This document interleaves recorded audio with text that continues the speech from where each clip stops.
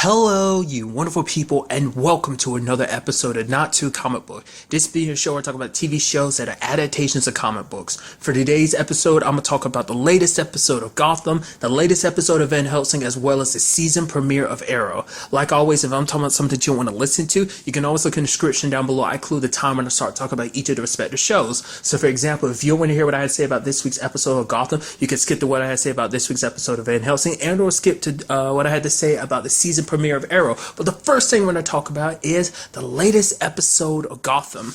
Another great episode, and this was a very good episode on many different levels. I think it was an episode that really taught Bruce to be more mindful of the consequences. It really teaches him the consequences of his actions, because Bruce has done anything and everything if it meant preparing himself for taking on Ra's al Ghul and just whatever he has prepared. But in this episode, his need to, figure things out ended up putting people in danger. It ended up ultimately leading to Alex getting killed as well as his grandfather getting killed. And that showed you too just how uncaring Ra's is. The fact is that he snapped the grandfather's neck like it was nothing, and later at the end of the episode he slit Alex's throat like it was nothing. Like he was even telling one of his henchmen, Anubis, hey, and when you find the kid, go kill him. So it seems like Barbara isn't 100% bothered, but I don't know, it's one of those things. It's kind of hard to say what's really in Barbara's mind, because I was wondering, did she actually feel it? Because it kind of cuts to her when he tells that to Anubis, and it's just I don't know, it's hard to say whether she really is bothered by that or not. But if someone's in his way, he will get rid of them without hesitation. Like I said, Bruce has been spending so much time on this vendetta to take him down, to prepare for, and now it's led to not just one, but two people dying. It's one of them being a kid, someone about his own age, and now he feels responsible for it, because Alfred warned him that, be careful about this, don't get people involved, especially because there's a kid involved in everything. I wasn't actually expecting things to kind of turn out the way they did. I was like, okay, Alex is going to make it out of this, especially because him and Bruce ended up befriending each other, talking about the fact that people call Bruce kind of weird. It's like Bruce never goes to school, which, to be fair, he hasn't gone to school since season 2. I think that was the last time we saw him in school.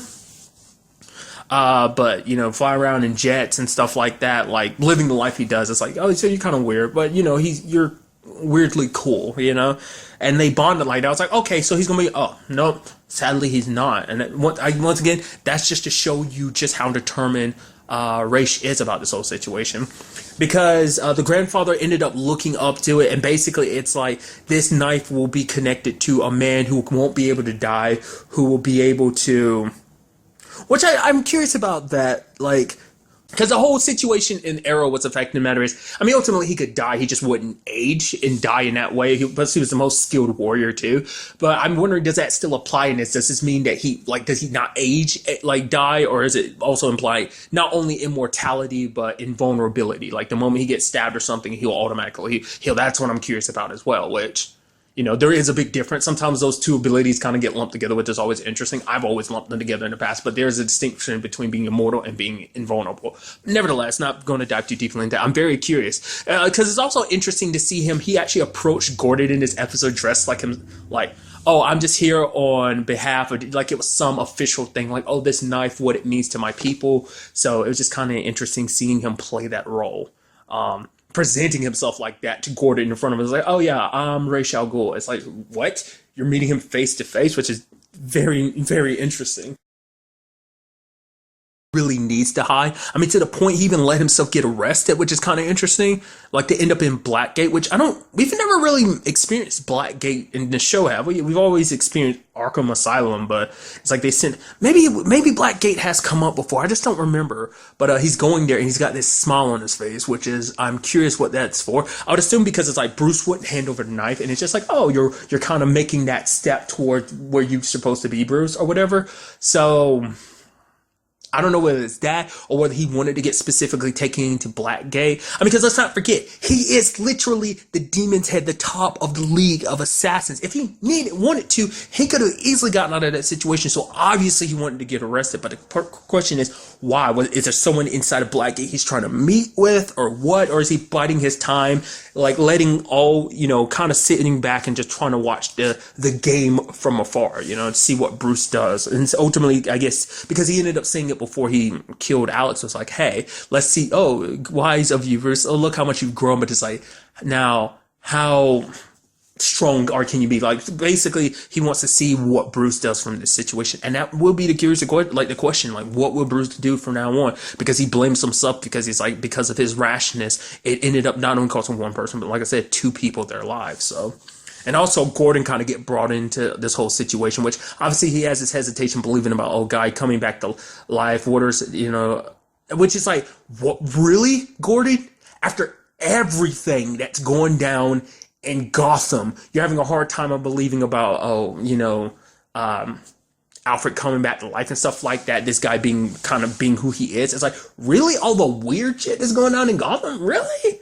I guess in his mind, it's like, that's kind of fairy tales. This is kind of like magic. Like I said, this is kind of stepping, like I talked about it previously, this is more stepping on the more supernatural side of things. I mean, to like Gordon's credit, he doesn't know that Barbara's in the same situation that she was brought back, in the same manner. So, but it's like he's kind of in the midst of this as well. And so I'm curious to see what goes down, because he's pissed at, like, Alfred and Bruce for keeping this from him. But the fact of the matter is, more so because he, even have like Gordon asking Alfred, why won't you do anything? It's like, basically like, Bruce will tell you what you need to know when he feels the need to.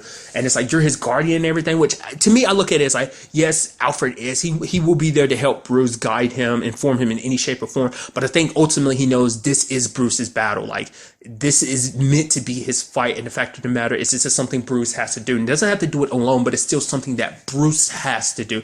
Almost like a destiny thing, but he knows, like, even if he doesn't, like, if he doesn't support Bruce, Bruce will still do it on his own anyway, much like he has done a lot of stuff in the past. So it's like, he's going to give it all his support. But it's just like, because it's like, Raish is coming specifically for Bruce, and so Bruce needs to prepare himself. So this is, without a doubt, Bruce's fight, but it's like, now it's kind of becoming Gordon's fight, because now Gotham City is going to be smack dab in the middle of all this, which now this whole situation does kind of put an interesting turn to it, because as I brought up before, once again, and I know you're probably sick of me making the comparison, but it's like the biggest media I can pull it from is like Arrow, like Roz's purpose in that, like, compared to this, it seems that Dagger is super important. Like I said, the whole legend that got deciphered was about, like, basically the earth quaking to him. So I don't know whether it's like the demon head will rise essentially to bring it into the world, because he was basically like, this is like a legend that's been 2,000 years in the making. Like, this is something that's been 2,000 years in the making. So I'm wondering, it's like his whole purpose as a demon's head is to, like, destroy the world and then rebuild it. Kind of like similar to like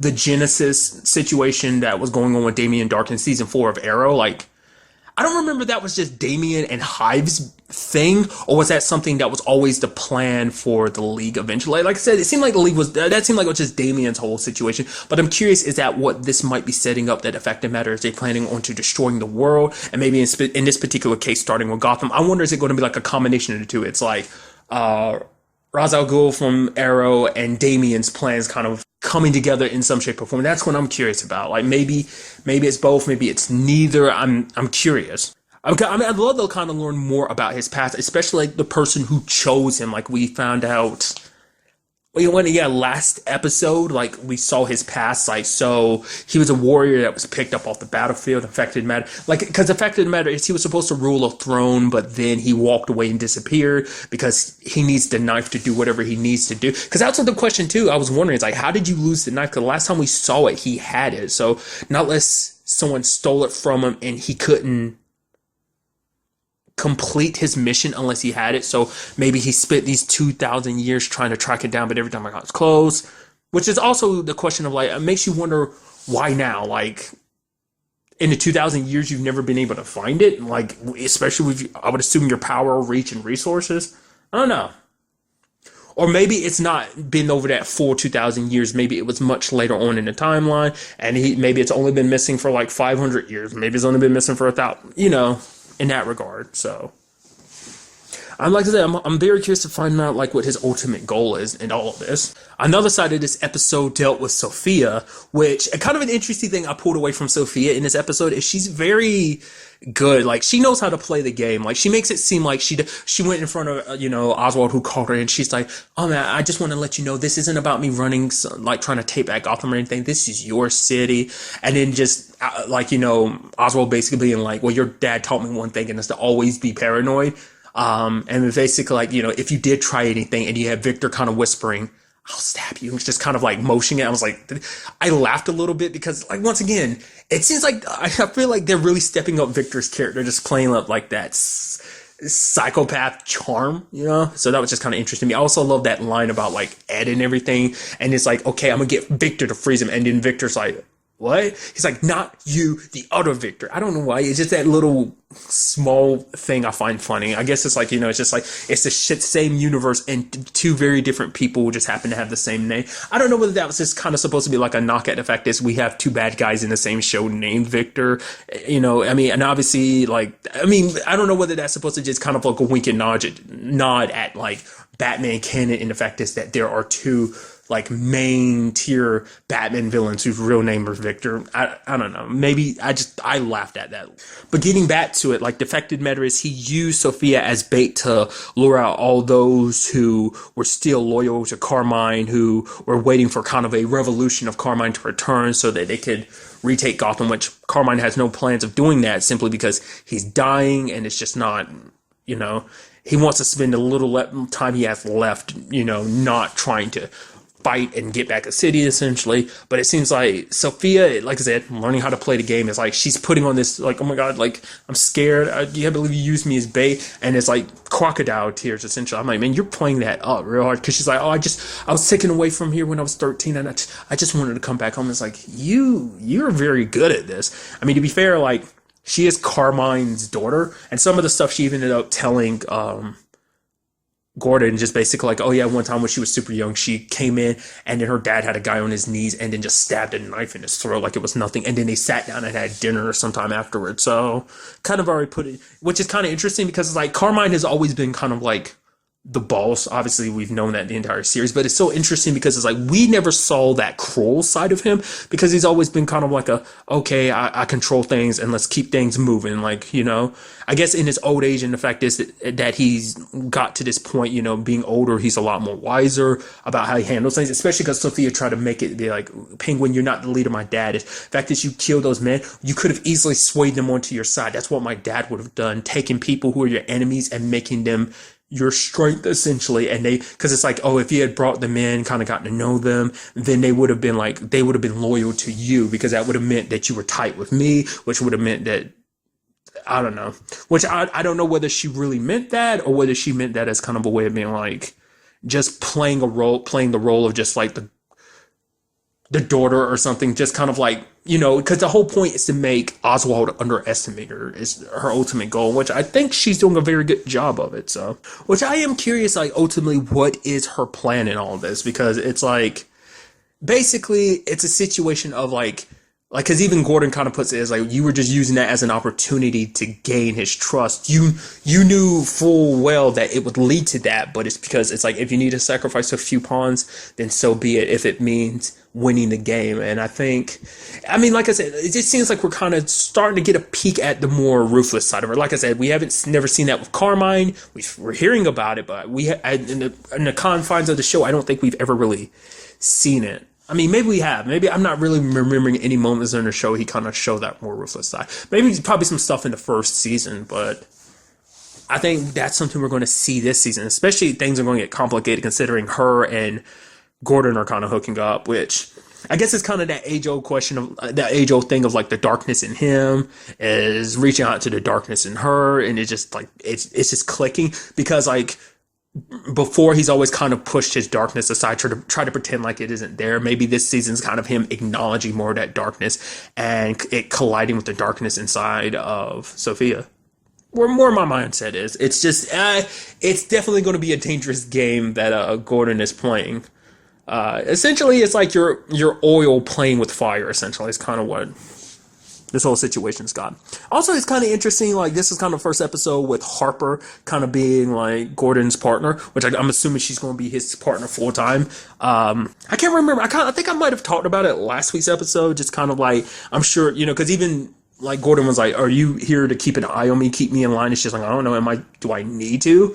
So I don't know whether it's Harvey that sent her there or whether she's like a secret plant from Penguin to kind of do that as well. Either way, I'm curious to see how his dynamic is with her going to be going forward in comparison to his, dynamic with Harvey. And then finally, kind of along the same lines with the whole Penguin situation, back in his own right mind, which I love his way of delivering his riddles, kind of being like a beatboxing rap rhyme, and then like he's like, Penguin's like, okay, read the message again, and then you have Victor kind of moving his head like, yeah, like getting into it once again, charisma, psychopathic charisma, but the clues he created weren't right, so once again Ed failed in that regard of like riddles and everything, and now you have Oswald taunting him, basically being like, oh, the fact of the matter is you can kill me, but you won't get your revenge because you're no longer that person. You want me to call you the Riddler and everything, but you're not the Riddler. It took you so long just to come up with these basic riddles that were wrong and terrible. And it's like, ugh, you're kind of essentially like you're in a playing on that part of Nigma, his pride. I mean, that's the thing about them. Like, they're very prideful in two different ways, Oswald thinks he's kind of the smartest in certain regards, that he is the best. He's the best criminal mastermind out there, whereas, Nigma believes himself to be like the smartest, just in general. And rather than having Mr. freeze him again, he ends up letting Ed go because it's like, I want you to go basically knowing that you will never be the man that you were again. So, I mean, that's what I am curious about. Like, how would he ever go about, like, how do you fix whatever's wrong with him? Like, obviously it is like a neural situation. I don't know, like, I threw it out there before, like it might be psychological, but maybe it is just purely like a neural thing, like synapses in his brain aren't firing or something like that. Like, is that something you can fix? Not unless he finds a surgeon who can fix him or something, which the only medical person I feel like who'd be out there that could be of use to him is Doctor Strange. Granted, we haven't seen him since the whole Court of Owls situation last season, so I don't know. We'll see about that. I mean, ultimately, it'll be something that Penguin will come to regret because it's like, once again, a pride situation. Thinking you've outbested him will ultimately be your downfall. So, your ultimate downfall was letting him live after season 3. So, and I'm curious to see what that means going forward. I mean, he's going to be quiet, for a while. Which, once again, I brought this up last week's episode. I'm kind of sad that the lady who saved him, Myrtle, I was so hoping that she would be around to be his sidekick or something, like, So, but like I said, a great episode overall. I'm very interested to see what goes down in the next episode. And now moving on to this week's episode of Van Helsing, another great episode. I feel like the overall theme of this episode is kind of a combination of redemption and betrayal, essentially, because this is the big episode for everyone making up everything. Like, first of all, let's bring up the fact is, we got Doc returning to the story. It seems like she kind of got mixed up with the Resistance, which is kind of interesting because the Resistance, like, oh, what do we do without Taka, and Brennan? They're both gone, so we might presume that they're dead. It's kind of sad because no one's going to really know the truth except for Dimitri, that, like, Taka was... Like, I guess ultimately Taka was trying to get an island, or at least get, like, a place for them by themselves. So it's like, oh, you can kind of do your own thing. Now, Taka was probably doing that for the sake of, like, oh, I'm going to be in a higher enough position. People look at me as a savior, blah, blah, blah, blah, blah. Maybe he was ultimately looking out for people. Hard to say. But at the very least, we have Doc here, and she's trying her damnedest to forget about the past. She ends up meeting up with Callie again, which did not see that coming, but I guess I should have, because I recently was rewatching season 1. It's like, yeah, we never actually got to see her. I mean, Muhammad came across her sister, her big sister last season, and we saw Brennan, but we never found out what happened to the rest of his group. It seems like most of them were taken care of, and she just lost track of Callie, so it's like, the moment, so it's like, oh my god, who's this? I was like, is it Callie? It's going to be her, isn't it? And lo and behold, and Doc is like, keep your mouth shut. Don't bring up nothing about the past. Don't even bring up Axel. Don't bring up the hospital. Don't talk about nothing. It'll be our little secret. It's because Doc is trying to move on. It's just like a fresh start for her. She can put herself, like she's being a surgeon. She's trying to help people. Ultimately, it's all to like heal her guilty conscience because she feels so bad because of everything that she did. Because let's not forget, not only did she do that to Axel, the whole reason why she got bit in the first place, like that whole, what the dude's name, Smitty? Reason why she got bit in the first place, she was trying to close the door, in which she opened up to, wasn't it Axel that she opened up to about that? Yeah, but then like she did that to Axel, even though like they had that whole thing, and then it just sucked. It's sad because on top of that, she eventually tried to go back to being a vampire. She got the lady, what's her name, Magdalene, to try to get her to bite her, but it's like once Vanessa turns you human, there's no going back. So even then, it's kind of like, even with this new situation of her trying to do the right thing and everything, you still go, yeah, but in the end, you try to go back to being a vampire. So it's like, but it's just like, ooh, it's like you're so pissed at all the stuff she did last season. You're like, ooh, you left Axel for dead. There was plenty of time. You know, Gorman was there. All you had to do was let Axel through. You could have easily closed the door. He could have you would have been safe. But it's like, you were literally in that situation again and you fell. And it's just like, it's so sad. You feel bad for Doc, but it's like a love-hate relationship with you. You feel sympathetic because it's like, oh, she's just scared, but it's like, oh, you did it again. That's always been my feeling about this situation. So it did not make it easier rewatching that, seeing that all unfold a second time. It still pissed me off, but nevertheless, I was curious about who it was that Callie was taking blood to. I was like, oh my god. I was like, it didn't even cross my mind at first. I'm like, oh my god, is it Sam? Don't tell me it's Sam. Because we have not seen hide nor hair of him so far this season. Last time we saw him, last thing we saw was him actually killing, quote unquote, Julius's mom, once again, with the whole situation. She's like a mom to him, but I don't think she was his mom. But nevertheless, that's what I was like, oh, is it Sam? It's Sam. And then afterwards, I was like, oh, no, could it be Axel?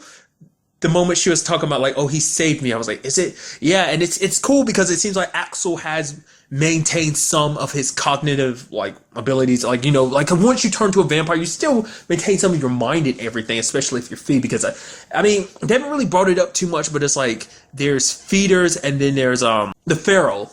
Like, the feral are just vampires who've gone too long without eating, so they're just kind of like that last bit of their humanity, like that human side of them is completely gone. But obviously, feeders have theirs too, but it's just like it's dulled down by vampires. They kind of bring up like the more asshole side of you. We kind of saw that from Susan last season because she kind of broke it down. It's just like, yeah, the whole thing about me biting Dylan, like that never happened. That was just me being a bitch. You know, that's like what she said. So it seems like obviously like Axel's trying to fight it. He's being a little aggressive and snapping at Doc and almost about to kill her. It's like, what do you expect me to do, Doc? You betrayed me, you know, and everything. And she's just like, I'm sorry. I just want to forget. I just wanted to start over. It's like, really? It's literally a situation of the past coming back to haunt her. And it's sad.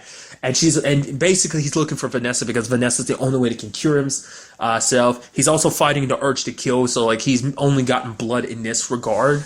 At least that's what it seems like so far. Like that's the only way he's gotten blood, like from packs and stuff like that. Or, the way he makes it seem like he hasn't fed on anyone. So probably coming across Callie was the first time, and he ended up saving her. So obviously there's still a big chunk of Axel in there, just kind of being weighed and pulled down by the vampiric side of things. So he is off with Doc, who ended up leaving her little cozy spot at the Resistance because for her this is an opportunity to make up for what she did. She could easily turn Axel over and stuff like that, but it doesn't also want to take the chance that the moment that Axel gets caught, there's a chance he might have told Callie. There was actually a part of my brain that was actually a little concerned for Callie. Like, and you know, the moment the guy was like, oh, don't worry, no one's going to hurt you. And then Doc walked over and was touching her and everything. I was like, there's a part of me, like, it's sad that I think so little of her, but there was a part of me that was kind of like, I was actually concerned that Doc would actually do something. Ultimately, she didn't. They ended up leaving Callie behind, which would have been kind of interesting if, like, she had met up with Vanessa again. It's like, I guess it's almost like the right amount of time too, because it's just like, oh, Callie pops up back in the story just as Dylan pops up in the story. It's like, oh, here's this girl, your little girl who's no longer herself anymore, which I'll definitely dive into that in a little bit. But then you also have Callie, this sweet girl that reminds you of your own little girl, but she's normal. And it's just kind of interesting. I wonder will they do anything with that or not. I mean, it's probably just like just for story's sake wise. I don't know, like it might be something big that comes about that whole situation. Maybe I'm just reading too much into it of like, oh, it could be this, connecting lines and dots that don't need to be connected, essentially. So we'll have to see on that front, but they have very limited blood, and the fact of the matter is, the fact that I'm curious about though too is like obviously, like I brought up, Magdalene didn't want to drink. Like she's like, oh, you can't be turned back. You something off about you. Like if you try to drink like flesh or, well, no, because it can't be anything bad because I forgot. Like I'm about to say, could it be side effects from drinking? Would it be terrible or something? Maybe it would. I forgot, like, Sam actually drank Susan's blood. So, maybe that. So, that kind of changes the fact is, like, no, even if, like, Vanessa kind of reworked your system, your human blood is still human blood, even if it's, like, been cured by, Vanessa. So that kind of throws out what I was thinking before. So about like maybe Axel wouldn't be able to feed her anyway because her blood would be too disgusting. But I guess like if the hunger's there, it's like you'll like push past the nastiness and just get it done, I assume. And then there's the fact is that I forgot to call him Alex. Axel let Doc get attacked just out of enjoyment. Like, a vampire comes and attacks and he's just like, oh, well, that's no door to defend yourself with, haha. But ultimately it screws him over because all the blood gets knocked out and it starts drinking some of them, so he ends up slicing up the vampire and drinking what little blood is left. So now he has absolutely nothing, so meaning he's going to have to fight tooth and nail to make sure he doesn't give in to his impulses and need to kill. Because he even told Doc, if I am fighting my urges, you think I'm not trying? Like, if it weren't for me pulling back, I would have killed you the moment we saw each other. So, plus the Resistance now knows about Doc giving away the blood, that she's doing it for a vampire, because her and Jolene had this whole moment, which I was like, oh, because it's always the thing that Axel had a thing for Doc, but it never seemed like it was reciprocated, so reciprocated. I'm leaving it in. Like, I know I always mess up that word. Nevertheless, it wasn't mutual, is what I'm trying to say. God, I'm such an idiot. Nevertheless, but I guess that's kind of what that was. I was like, oh, her and Jolene. I was like, oh, that's so happy. There's even a line from her. She's like, oh, I teach you how to use a gun, so that you're no longer afraid. But so it's almost like, and I think in her mind, it was almost kind of like well, because she was also, I guess it coincides with the fact is that she's pretending like she doesn't know what she's doing about defending herself when in actuality, because she's trying to pretend like, I'm trying to move past the whole hospital situation and everything associated with. But it's like, I think on some level you could also break that down and be like, oh yeah, there's the fact is that she is, naturally afraid, and maybe Jolene would be able to help her with that. But Jolene ends up letting her go later on when she catches her still in the blood. So I'm surprised that didn't catch her any flack, but still. Well, because the fact of the matter is, I was about to say I'm surprised Kaylee didn't say anything, but then I was like, Kaylee Galley. I was like, right, she doesn't. Brennan and the others never really found out Vanessa's whole deal. Like, they found out. Brennan sure found out afterwards, but obviously, Callie is like super young, so of course it wouldn't mean anything to her. So there's not that information to tell. To them, it's just like this is the Doc. We got to bring her back to find out why she betrayed us, essentially. Because they're probably thinking like, oh, she's selling them out to the vampires, and she and her vampire partner are going off somewhere to tell the other vampires or something. They're striking now while they're weak. I think that's essentially what they're might be alluded to. Side note, I completely forgot to talk about what started at the beginning of the episode. It turns out all those people, Resistance people that got squished with the exception of Lucky and Flesh in the premiere, turns out they were used as basically water for like Dimitri to bathe in and recuperate in. I was like, that sucks. Reduced to nothing but a bath. So that trap had purpose. That's what she did that for. That was kind of interesting. I thought it was just kind of a middle finger. It's like, no, she did that for a purpose to help Dimitri recover a lot faster. With their whole like weird sibling relationship, which makes me wonder, are they actually siblings? Like, they treat each, he says my sister, but it's like, is she actually your sister? I don't know. Or I guess so. I just felt like, or she is some twisted thing where he bit her long ago, and like they become like little siblings because of the whole like weird thing they do. It's like, okay, so I don't know if they're like true blood siblings or whether he just like treats her like a sibling and just says that she is. Nevertheless, I was actually surprised that she died this episode, Anastasia, because she caught up with Muhammad and Vanessa, Muhammad, like, you know, buying them time like that. I was like, because part of me was like, no, she's not going to hurt my Muhammad. This is a Final Fantasy, Michael. She isn't going to hurt Muhammad because last season she's like, because she wanted Muhammad, like, because she was asking Dimitri because she wanted the boy. So, but it's like this time it's like, no, after everything he did, it's like, screw that. I'm not going to make you one of us. You don't deserve it. You deserve to die. Which she's like, I'm fine with that. I don't want to be one of you. I mean, he literally killed his sister to make sure she didn't become one. Even though she kind of already was one. There's that whole situation. But nevertheless, then he gets saved by some mysterious figure who I'm like, okay, have no idea what that's about. It's like a ninja who just like threw a knife and it like went straight through Anastasia's head. Did not expect that. Legitimate. 2 of the 3 main antagonists are dead now. Technically, like half of them. I mean, obviously, Julius.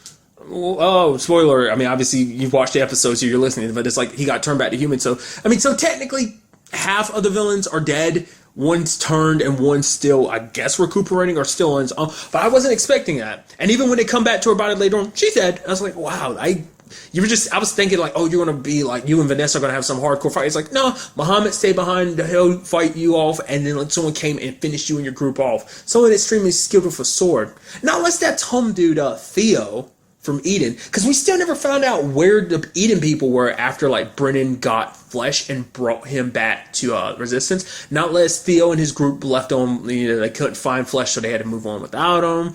Or the fact of the matter is maybe they met up with another Resistance group. I mean, I don't know. Because Theo's the only other person I'm aware of that uses a sword.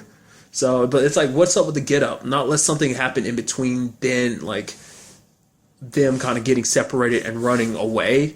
Because the last time we checked, like Julius and them were chasing after them because they had burned and destroyed Eden. So, and the people were still going on. Like I said, the only ones like from that group is like Flesh, and he was kind of, well, Phil was taken to meet the Resistance by Brennan. But also in this episode, obviously Muhammad was severely messed up, and Flesh met up with Phil met up with him and got the whole lay of the lands about everything. And Muhammad's just like, hey, leave me. I was like, oh man, is this really it? I was like, because I was worried about that too. I was like, oh man, you're just going to bring Muhammad into this season just to kill him off in the first episode? I mean, arguably, that's what they did to Rebecca and Taka. It's like, oh man, I thought this whole big plot was going to happen with, oh, you're both dead. Okay. Didn't see that coming in. Like I said, this show kind of surprises you with that. It's like, oh, you're thinking they're setting up these bit plot elements of like maybe Taka pretending like he's all like, you know, not working with Dimitri. Oh, never mind. Well, Rebecca, never mind. You know, so it's just kind of interesting when you sit back and think about it long enough. But they're still together with Lucky. Still bringing up the whole Vanessa conversation. At first, she was thinking that was kind of a myth. But I think now that another person is talking about it, she might know there's some validity to it. But we'll see. Obviously, another big thing this episode was the whole situation with Vanessa. It turns out Dylan is actually immune to the sun, which was kind of interesting to find out. So, that once again, that's a question I'd like to understand. Is it 100% the experiments he performed on her? Did he introduce some of Vanessa's blood into Dylan's system? Maybe the experiments kind of poisoned the blood, so it made her the way she is, but any more outside contamination from Vanessa will kill her. I mean, because we're still up in the air on whether or not he was saying that just to mess with Vanessa or whether it was true. I mean, either way, Vanessa's not willing to take that chance. But it's like, could it be like whatever he did to her, plus the fact is that she is kind of a Van Helsing? Once again, like I feel like she shouldn't even become a vampire. Like that's a question I brought up in the premiere. Like she shouldn't become a vampire because she is a Van Helsing because her mom's one. But like I said, not unless the situation is like the bloodline powers don't like really kick in until you reach a certain age. You know, maybe it's like a beyond like past puberty situation. Maybe it's just, you know, because Vanessa was late enough in her life before that really became a thing or something. I don't know. Maybe it's like it has to be like an adulthood situation, or maybe it just randomly skips a generation. Like maybe like Vanessa's like, you know, like I kind of go on these nerdy tangents, but comparison is like, it's like the difference between like going from Goku on Dragon Ball Z to Pan, because Pan is literally like, what, a fourth Saiyan, because Gohan's half, and he had like her with a Videl, a human, so that diluted the Saiyan blood even more. So Pan's only like a fourth Saiyan. So I'm wondering, is the same thing kind of apply where it's like maybe Vanessa was maybe like half human.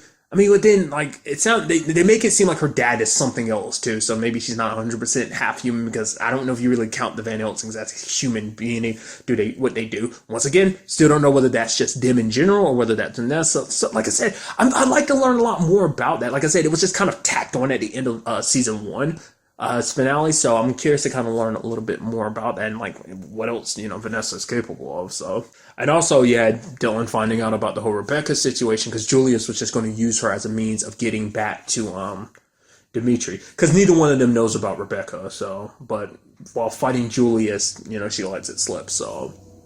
And ultimately, during the struggle, she ends up biting Julius, and he thanks her because, like, you set me free. Because, like, everyone's grateful because no one wants to be a vampire. Everyone's, like, happy to be human again. At least in his case, because I think Dimitri made him the way he is. So it's like, once again, it's that situation as I brought up with Susan. It's just like who you really are gets muddled down by the vampirism, and it kind of makes you essentially an asshole. So.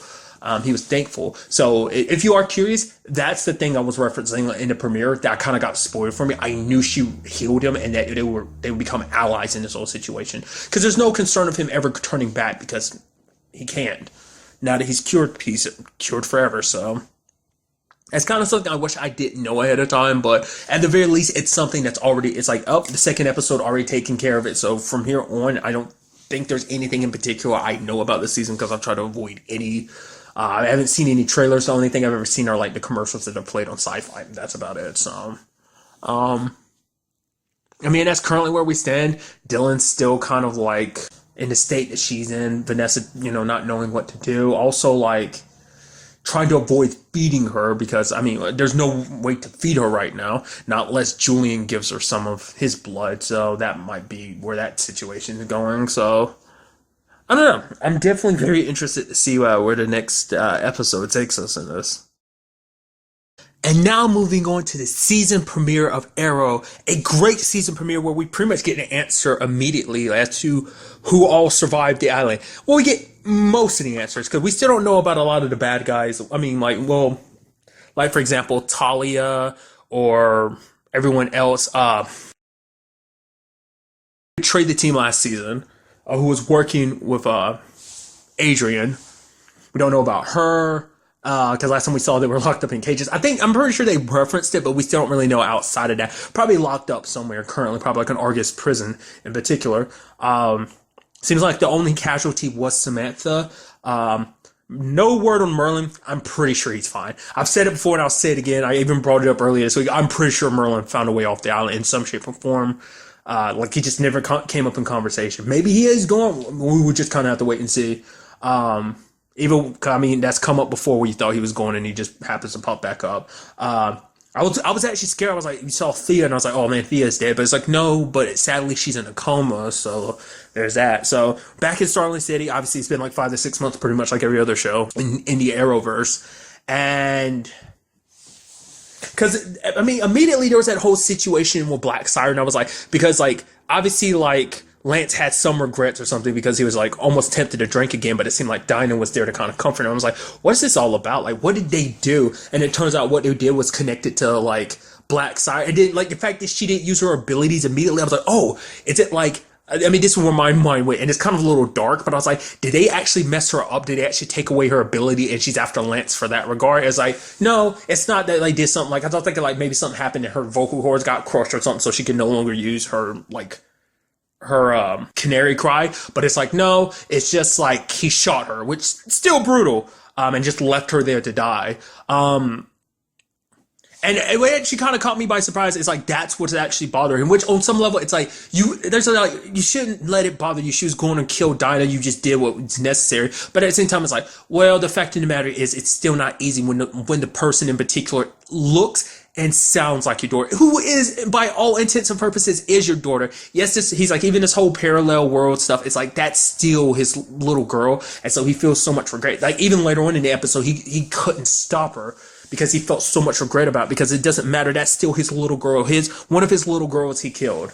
You know, especially because it can't help but mess with your mind a little bit too with the whole Lance family situation of like, you know, you thought Sarah was dead, she came back. You thought Sarah was, well, she was dead, and then she came back again. So it's like there's a whole thing in that department. And I kind of already brought it up in Legends of Tomorrow. The fact is that she kind of came back to Star City, which is working like a regular job. I kind of already figured Lance would kind of still be alive. That was just always how I figured about it. So I figured, like, even from the trailers, I kind of figured the one that would ultimately be the one who would be dead would be Samantha, just because like it seems like, and this season's already done a very good job of setting up like him having to balance that. Like, really quickly, I am curious like what they're going to do with the whole flashback situation, because obviously the flashback in this episode were about Leanne Youth. You're showing you who lived, who died, everything that kind of went down. I'm curious to see going forward, will we kind of cut back to that 5 or 6 months, or are there going to be no flashbacks at all, or are they going to do kind of a thing? I think I might have brought this up.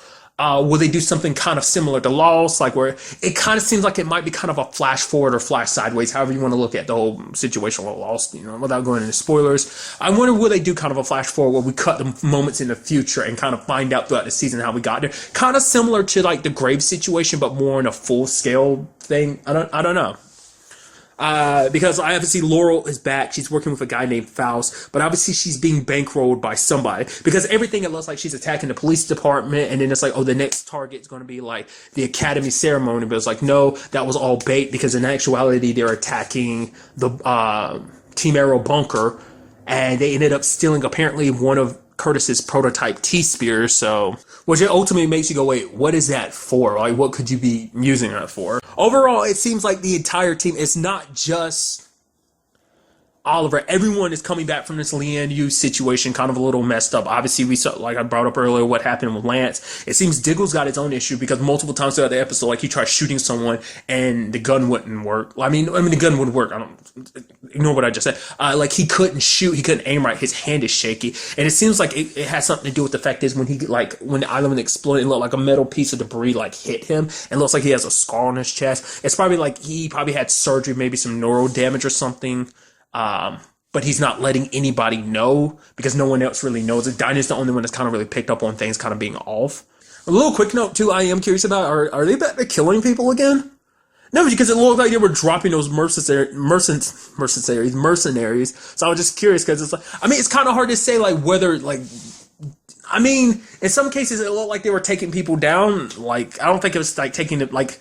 It seems like it's more back to the, yeah, we'll kill people. Like, I don't know. It's hard to say whether this is just extenuating circumstances, because these are mercenaries or what, but it seems like they're kind of back to that.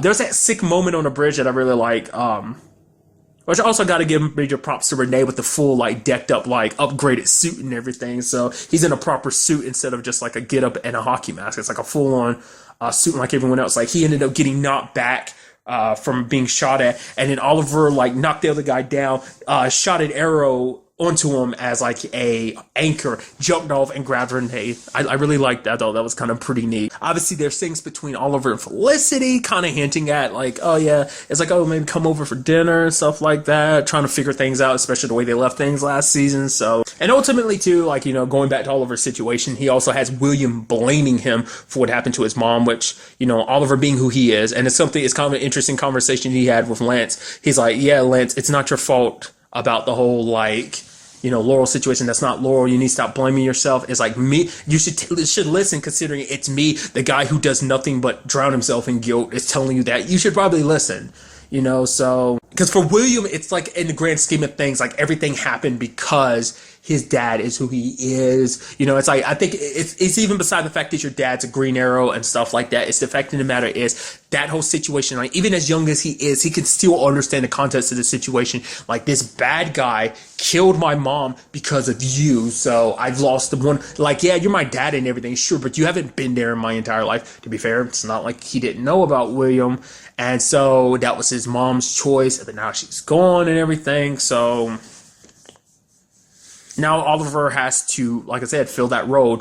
And it's something interesting because Slade ends up visiting him, like, you know, it's weird. It's super weird, because it was weird in the season finale seeing them on, like, the same side. It's even weirder now just having a casual conversation of, you know, it's like, me and you, we walk down that middle path, you know, between two worlds, but we can't do that forever. Eventually, Oliver's going to have to choose between the man the city needs him to be and the man his son needs him to be. The father his son needs him to be. So it's like he can do it, like he can try and balance it now for now, but eventually he's going to have to pick one. So because he even talked about the fact of possibly getting Will to live with Samantha's parents, which I mean, I don't know. It's a tough situation all around. I wonder how does that whole situation really work. Anyway, I'm surprised her parents didn't try to get custody or anything like that. Maybe it's because of the position Oliver's in. They're like, oh, well, he's in a good enough position he can take care. Or maybe, because I think the way Oliver was making it seem like it was like he hadn't tracked them down yet or something. I don't know what that's about. Maybe they kind of went off the grid the moment they found out about Samantha, that whole awkward situation. Also, it's weird to look at Leah and you just kind of burn to a crisp like that because we've always seen it as this full, luscious, just isolated island and just see it burning and just the trees dead around it. It's just it's pretty rough. This is probably going, like I said, I'm curious to see will we kind of see that more recovery process in that 5 to 6 months, or will they not cover it? Because it seems like other shows are kind of not really acknowledging the 5 or 6 month gap either. We're kind of picking up where our heroes are and then moving on. It's like we kind of get filled in a little bit about what they did, but beyond that, it's kind of like things have been status quo essentially. So. But Slade basically said what he needed to say and then he left. Obviously, certain things that popped up in the trailer, and this is all going by what was dropped at San Diego Comic-Con. So I don't know if there's been more trailers subsequently since. At least I don't think. But everything I know so far about the season is pulled from that. So only things I ever saw, I mean, they were pretty good about it in the trailer too, because the only people they show were Dinah, Black Siren, Laurel, Slade, and Oliver, and obviously, William. So I wonder will they get him kind of playing any role in this whole situation of will he kind of step up, will a circumstance come about where he kind of has to step up as a hero for whatever reason. I mean, because it's comic book wise, obviously Legends of Tomorrow set it up that it was going to be Diggle's son that becomes what is his name? It's actually his name's John Jr. obviously, but it's he went by a fake name. And that fake name is actually Oliver's son's real name in the comic books. So, but I'm curious, because Oliver's son becomes an archer, a hero in the comic books too. So I'm curious. I mean, because once again, also another aspect you have to think about too is that there is truth in Legend of Tomorrow's season 1, when we got Star City, was it 2049? So there is some truth to that, just because it's remember, all of that is post Flashpoint technically. So it's it's one of those things where it's it still begs the question of can time really be changed or not. So it's maybe that's ultimately the future. Also, once again, and I think it's something I brought up in Legends of Tomorrow because it was referenced. It's what about Felicity and what was originally Queen Consolidations and then was eventually Palmer Tech, and now because as we saw in that future it was Smoke Industries. So eventually Felicity gets the business back, which I brought up when I was talking in Legends, which is interesting because I forgot we have not cut back to that in a while. The last time we saw anything related to the bit, I think it was season 4.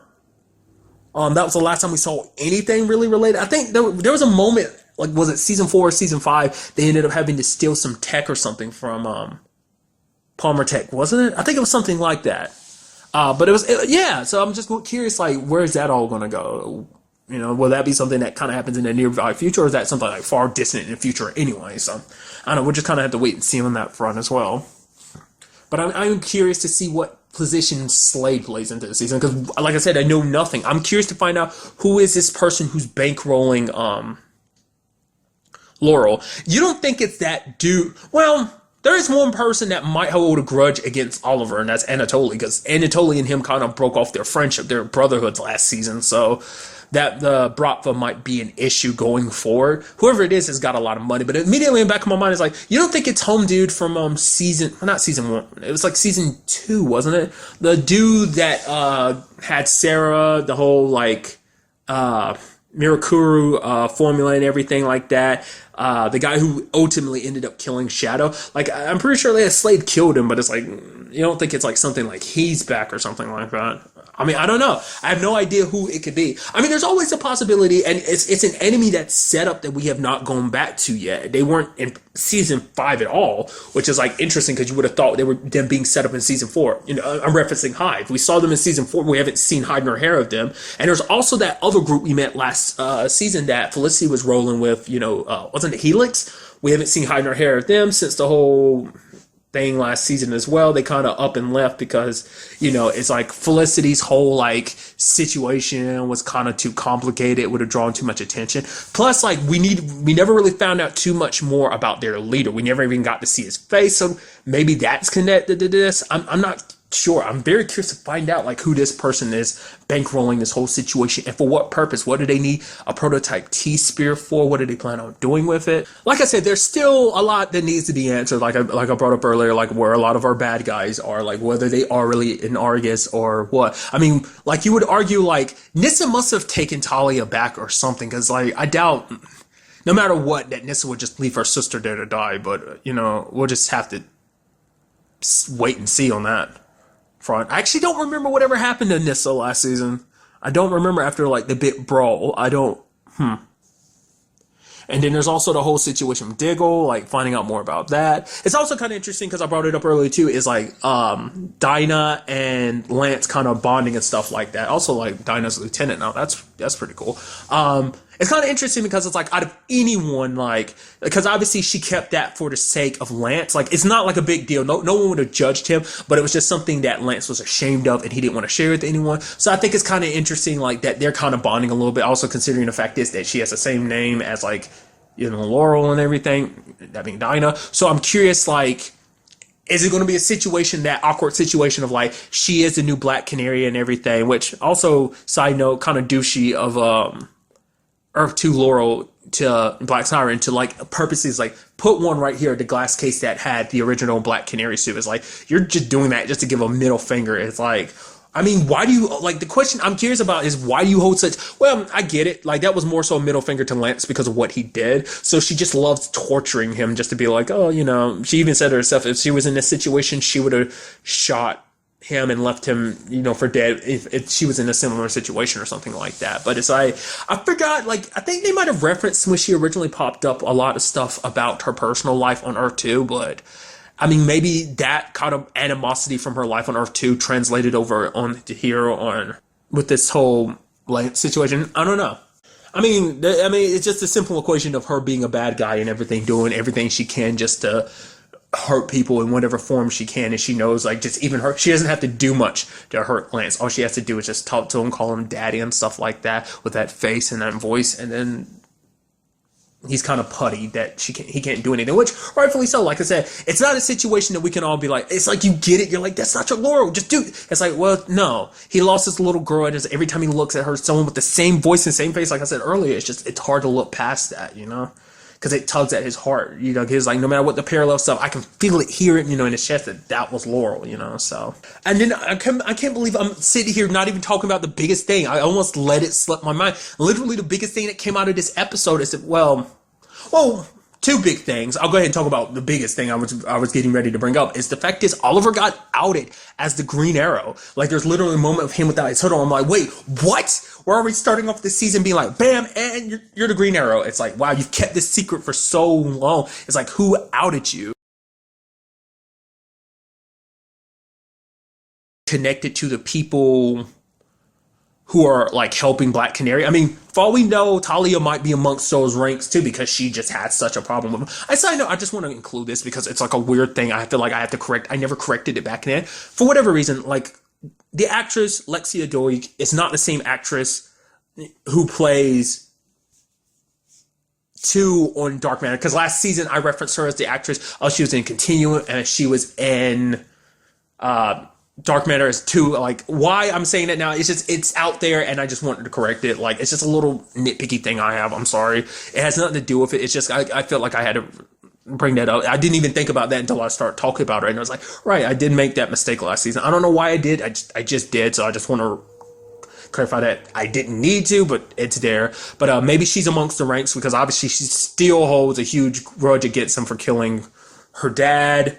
Like I said, there's a long list of people. There's even a part of my brain that was like, do you think William did it just to kind of spite Oliver? You know, because he has such a problem with Oliver. I mean, obviously him and Oliver kind of made up because Oliver's like, hey, no matter what, you can hate me, dislike me, you can blame me for your mom's, and it's understandable. But your mom left me in this position, and you are my son, and I will love you, and I will take care of you no matter what. So it looks like him and like William's kind of warming up to him a little bit. But for all we know, we might have kind of an Adrian Chase situation of just kind of things at his experiences. Like maybe Adrian doing what he did was because that was kind of the point to kind of leave, you know, William damaged, take away his innocence, just to kind of so make it, you know, not only take away the people that are important to Oliver, but also to make him kind of, his son lose his innocence. Almost maybe that moment will kind of create an Adrian Chase situation with, William. I mean, granted, William can't get revenge because the man who killed his mom is already dead. But then again, he owed animosity towards Oliver, so that's a possibility all in itself. It's there. It's probably not likely, but it's something I feel like I should keep in my mind. Maybe other people too, but I don't know. Maybe that T-Spear has something to do with it too. You know, maybe it had access to some of the information they had at the bunker, or whatever the case may be. I am curious to find out how Oliver will handle this now that he's been outed as Green Arrow, and it's just like, there's no denying it too. Not unless he's like, yo, that's some doctored photo or something. I'm curious to see, will he back down or will he admit it? Especially, you know, it's like, what do you do now? Like, people know you as it's like our mayor. I mean, how most people are going to react, it's like, our mayor is a superhero. Our mayor is a killer vigilante, you know, so there's that angle too. So, you know, because I'm sure a lot of people are split on when it comes to Green Arrow, like good, bad, you know, does he do right? Does he do good? Obviously, there was a whole situation last season, but things, you know, the bad blood kind of died down, you know, once everything was revealed that it was like, oh, it was someone else and not actually Green Arrow who was committing all these crimes. There's a whole Billy situation. Like I said, it's so many questions. But overall, a very great episode, a very great premiere. This brings an end to like all my DC shows being back, especially on the CW. So I feel good. I feel complete. This is always kind of like one of my favorite times is when everything like comes back in full force. So glad to have all the DC shows like back in full form. Obviously, we're going to have a new companion joining the whole DC world, Arrowverse. Technically, I still don't know how that whole situation is going to work with Black Lightning, because I thought that was supposed to be like not in the Arrowverse, but it might be. Like I said before, it's probably most likely going to be a whole situation of like, yeah, that's on a different Earth. Maybe not. We'll just kind of have to see. That's kind of its own thing. So, but soon enough, you know. So, like I said, I'm very interested to see what goes down for the rest of the season, but more specifically, what goes down in the next episode. But really, that's all I want to talk about. So the next time we meet, be happy, be safe, live life to the fullest, and enjoy it. Good day and goodbye.